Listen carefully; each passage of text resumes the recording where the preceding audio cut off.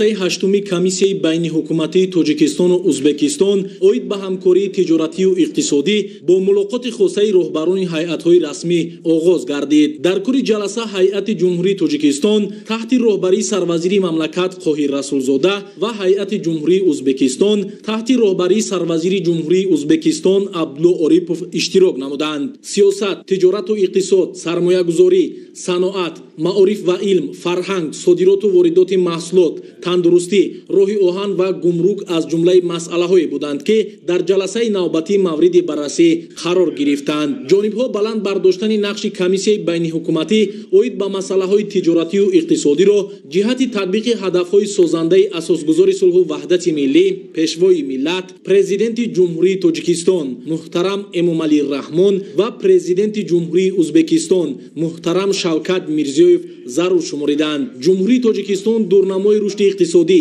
мавқеи ҷуғрофӣ ва инчунин муносибатҳои таърихан ташаккулёфтаи халқҳои ду кишварро ба инобат гирифта ба рушду таҳкими минбаъдаи ҳамкориҳои мутақобилан судманд бо ҷумҳурии Узбекистон таваҷҷӯҳ мекунад. Асоси заминаи шартномавию ҳуқуқии муносибатҳои дуҷонибаи Тоҷикистону Узбекистонро 111 санаду созишнома ташкил медиҳад, ки аз соли 1992 то имрӯз дар сатҳи байнидавлатӣ, байниҳукуматӣ ва байнисоҳавӣ ба имзо расонида шудаанд.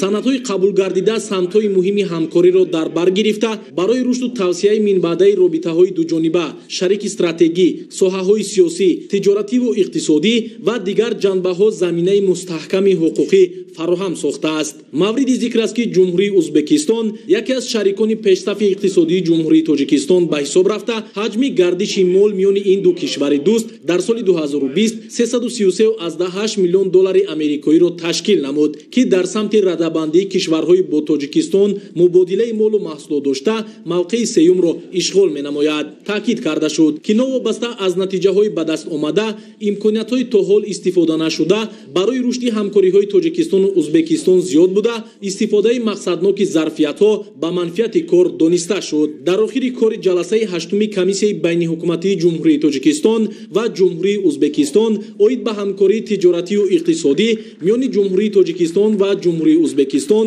санадҳои лозима ба имзо расонида шуд.